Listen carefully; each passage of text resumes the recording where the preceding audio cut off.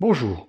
Aujourd'hui, on va essayer d'expliquer pourquoi il reste de la mousse dans l'évier quand ma fille s'est lavé les mains, et surtout pourquoi c'est pas sa faute. Générique. I can't change the laws of physics. Quel est le point commun entre le gel coiffant, le ketchup et la mousse qui traîne au fond de l'évier? C'est ce que nous allons discuter dans cette vidéo sur les liquides et la viscosité.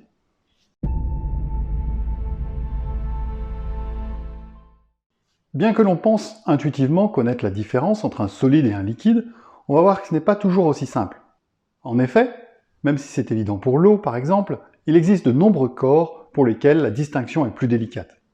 Et qu'en est-il des mousses? Selon ma collègue spécialiste des mousses, la mousse c'est la vie. Mais ça ne répond pas encore à la question. Aussi, voyons plus en détail comment caractériser ces liquides et ces mousses.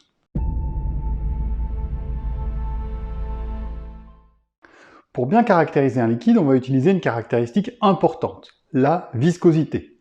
La viscosité définit la capacité d'un liquide à résister au mouvement.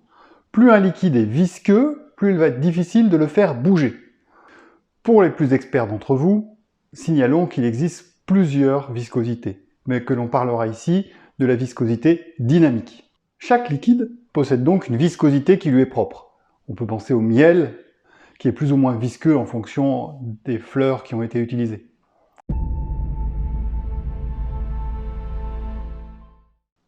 Certains liquides ont la propriété d'avoir une viscosité qui varie en fonction des contraintes que l'on applique. Qu'est-ce que ça veut dire? Eh bien, certains liquides, s'ils sont en mouvement, vont être plus fluides, alors que s'ils sont au repos, ils deviennent plus épais. On appelle ça des liquides rhéofluidifiants.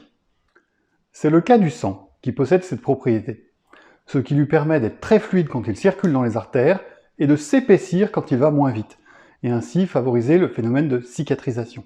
Évidemment, la cicatrisation est un phénomène complexe, mais elle est favorisée par cette propriété du sang. A l'inverse, certains liquides sont rhéoépaississants, c'est-à-dire qu'ils vont devenir plus épais lorsqu'on va les manipuler, donc appliquer une contrainte dessus. C'est le cas de la farine de maïs, ou maïzena. Mélangée à de l'eau, voilà ce qu'on obtient quand on fait l'expérience.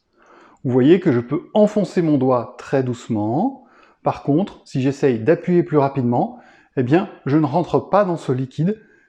Et si j'en prends une boule, eh bien, je peux la manipuler quasiment comme une boule, mais si je la laisse au repos, elle va finir par s'écouler entre mes doigts.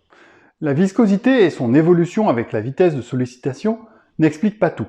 On a aussi des liquides qui sont dits des liquides à seuil.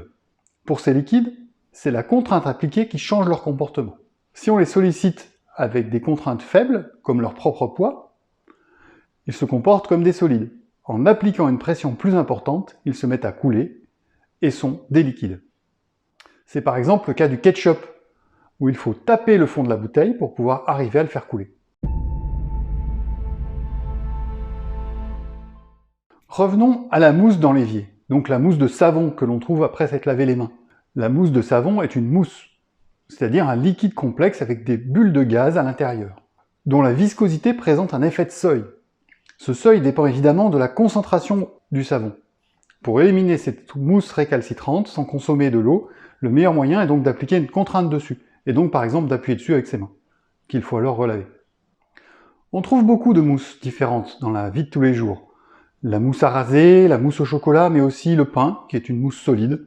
Les mousses sont donc très présentes dans la vie de tous les jours, mais également dans l'industrie. Dans cette vidéo, on a compris que les enfants ne sont pas responsables s'il reste de la mousse au fond de l'évier et que la viscosité de ces liquides un peu particuliers explique ce phénomène parfois ennuyeux. Si, comme ma collègue de bureau, vous aimez la mousse au chocolat, mettez un pouce bleu et abonnez-vous.